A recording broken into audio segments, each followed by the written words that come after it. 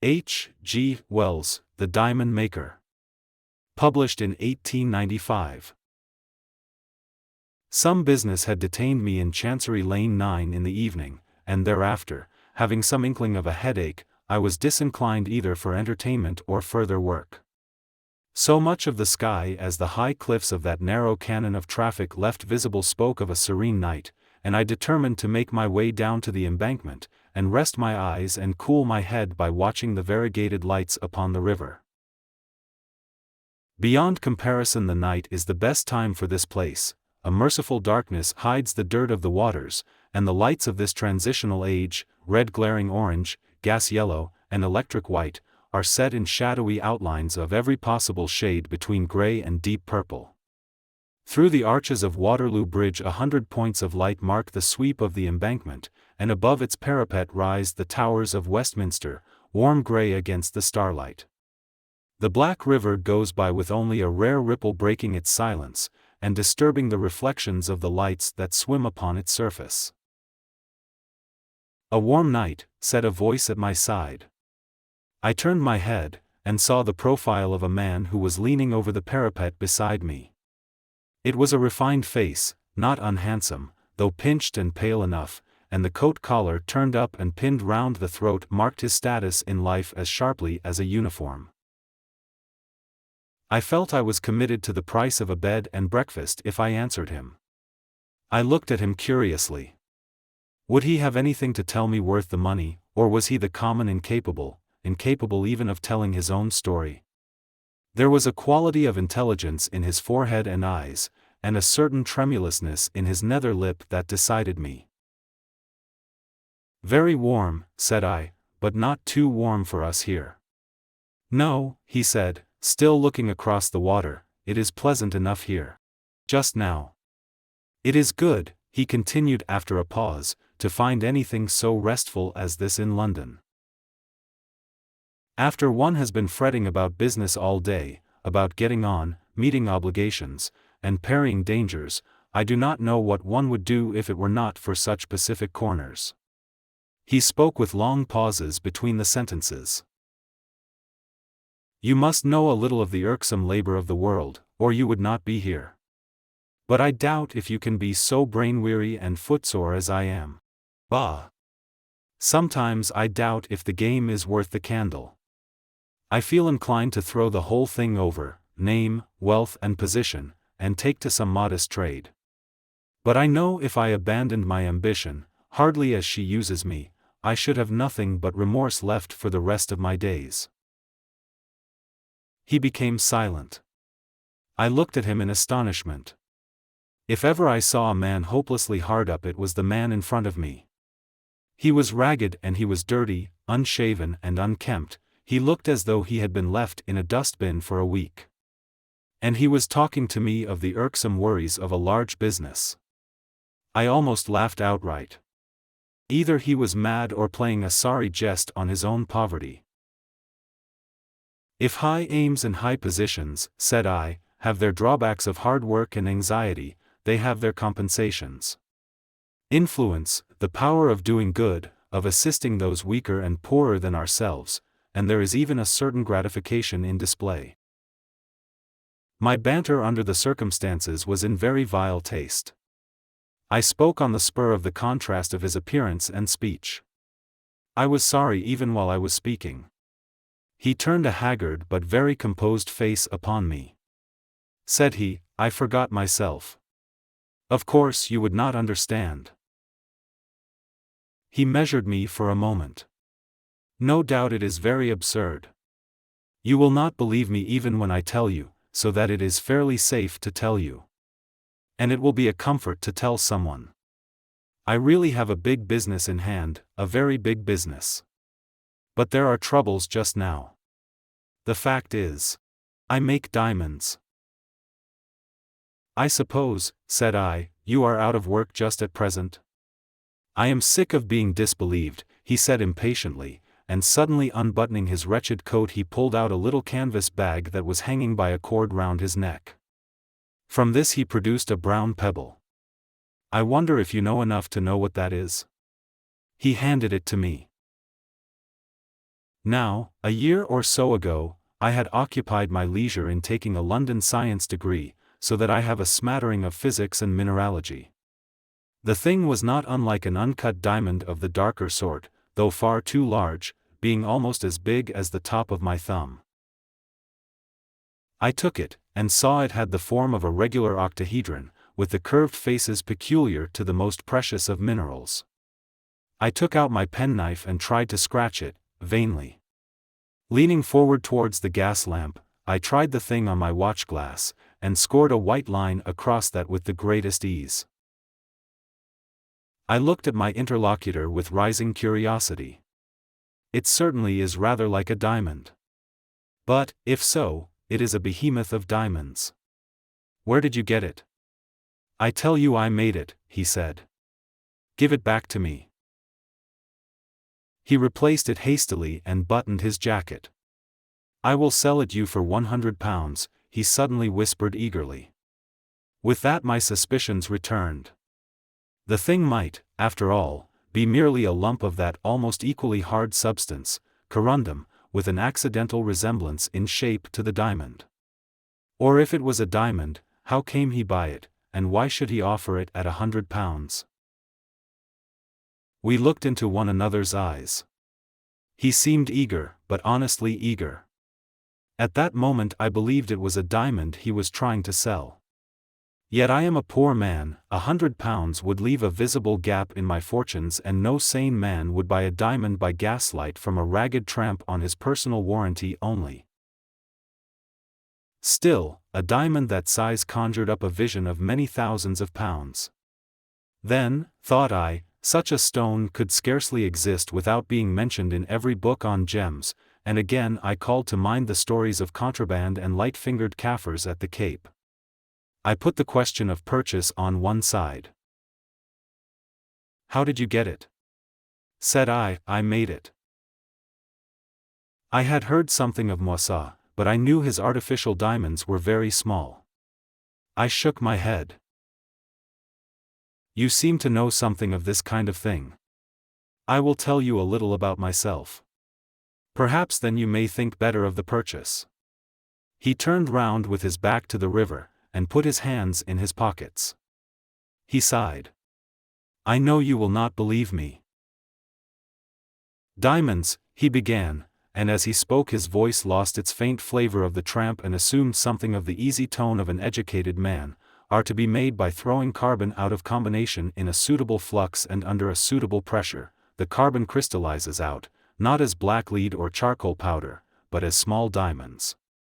So much has been known to chemists for years, but no one yet had hit upon exactly the right flux in which to melt up the carbon, or exactly the right pressure for the best results. Consequently the diamonds made by chemists are small and dark, and worthless as jewels. Now I, you know, have given up my life to this problem, given my life to it. I began to work at the conditions of diamond making when I was 17, and now I am 32. It seemed to me that it might take all the thought and energies of a man for 10 years, or 20 years, but, even if it did, the game was still worth the candle. Suppose one to have at last just hit the right trick before the secret got out and diamonds became as common as coal, one might realize millions. Millions. He paused and looked for my sympathy. His eyes shone hungrily. To think, said he, that I am on the verge of it all, and here.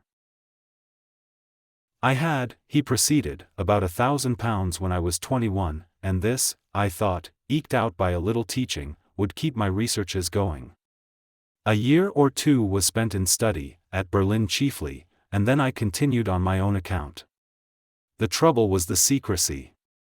You see, if once I had let out what I was doing, other men might have been spurred on by my belief in the practicability of the idea, and I do not pretend to be such a genius as to have been sure of coming in first, in the case of a race for the discovery. And you see it was important that if I really meant to make a pile, people should not know it was an artificial process and capable of turning out diamonds by the ton. So I had to work all alone. At first I had a little laboratory, but as my resources began to run out I had to conduct my experiments in a wretched unfurnished room in Kentish Town, where I slept at last on a straw mattress on the floor among all my apparatus. The money simply flowed away. I grudged myself everything except scientific appliances. I tried to keep things going by a little teaching, but I am not a very good teacher, and I have no university degree, nor very much education except in chemistry, and I found I had to give a lot of time and labor for precious little money. But I got nearer and nearer the thing.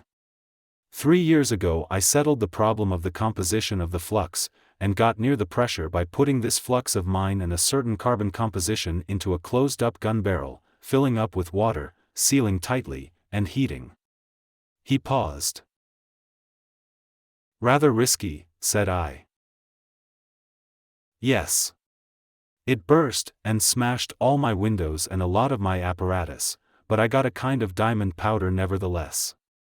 Following out the problem of getting a big pressure upon the molten mixture from which the things were to crystallize, I hit upon some researches of Daubrie's at the Paris Laboratoire de Poudres et de Salpêtres.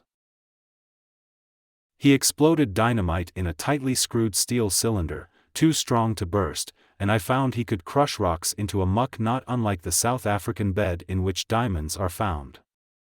It was a tremendous strain on my resources, but I got a steel cylinder made for my purpose after his pattern. I put in all my stuff and my explosives, built up a fire in my furnace, put the whole concern in, and went out for a walk. I could not help laughing at his matter-of-fact manner. Did you not think it would blow up the house? Were there other people in the place? It was in the interest of science, he said, ultimately. There was a costermonger family on the floor below, a begging letter writer in the room behind mine, and 2 flower women were upstairs. Perhaps it was a bit thoughtless. But possibly some of them were out. When I came back the thing was just where I left it, among the white-hot coals. The explosive hadn't burst the case. And then I had a problem to face. You know, time is an important element in crystallization. If you hurry the process the crystals are small, it is only by prolonged standing that they grow to any size. I resolved to let this apparatus cool for 2 years, letting the temperature go down slowly during the time. And I was now quite out of money, and with a big fire and the rent of my room, as well as my hunger to satisfy, I had scarcely a penny in the world. I can hardly tell you all the shifts I was put to while I was making the diamonds. I have sold newspapers, held horses, opened cab doors. For many weeks I addressed envelopes. I had a place as assistant to a man who owned a barrow, and used to call down one side of the road while he called down the other. Once for a week I had absolutely nothing to do, and I begged. What a week that was! One day the fire was going out and I had eaten nothing all day, and a little chap taking his girl out, gave me 6pence, to show off. Thank heaven for vanity. How the fish shop smelt! But I went and spent it all on coals, and had the furnace bright red again, and then, well, hunger makes a fool of a man. At last, 3 weeks ago, I let the fire out. I took my cylinder and unscrewed it while it was still so hot that it punished my hands, and I scraped out the crumbling lava-like mass with a chisel, and hammered it into a powder upon an iron plate. And I found 3 big diamonds and 5 small ones. As I sat on the floor hammering, my door opened, and my neighbor, the begging letter writer, came in. He was drunk, as he usually is. "Nurchist," said he. "You're drunk," said I. "Destructive scoundrel," said he. "Go to your father," said I, meaning the father of lies. "Never you mind," said he, and gave me a cunning wink, and hiccuped, and leaning up against the door, with his other eye against the doorpost, began to babble of how he had been prying in my room, and how he had gone to the police that morning, and how they had taken down everything he had to say. "Siffa was a gem," said he. Then I suddenly realized I was in a hole. Either I should have to tell these police my little secret, and get the whole thing blown upon, or be lagged as an anarchist. So I went up to my neighbor and took him by the collar, and rolled him about a bit, and then I gathered up my diamonds and cleared out. The evening newspapers called my den the Kentish Town Bomb Factory. And now I cannot part with the things for love or money. If I go into respectable jewelers, they ask me to wait, and go and whisper to a clerk to fetch a policeman, and then I say I cannot wait. And I found out a receiver of stolen goods, and he simply stuck to the one I gave him and told me to prosecute if I wanted it back. I am going about now with several £100,000 worth of diamonds round my neck, and without either food or shelter. You are the first person I have taken into my confidence. But I like your face and I am hard-driven. He looked into my eyes. It would be madness, said I, for me to buy a diamond under the circumstances. Besides, I do not carry hundreds of pounds about in my pocket. Yet I more than half believe your story. I will, if you like, do this, come to my office tomorrow. You think I am a thief? Said he keenly. You will tell the police. I am not coming into a trap. Somehow I am assured you are no thief. Here is my card. Take that, anyhow. You need not come to any appointment. Come when you will. He took the card, and an earnest of my goodwill. Think better of it and come, said I. He shook his head doubtfully. I will pay back your half-crown with interest some day, such interest as will amaze you, said he. Anyhow, you will keep the secret? Don't follow me. He crossed the road and went into the darkness towards the little steps under the archway leading into Essex Street, and I let him go. And that was the last I ever saw of him. Afterwards I had 2 letters from him asking me to send banknotes, not checks, to certain addresses. I weighed the matter over and took what I conceived to be the wisest course.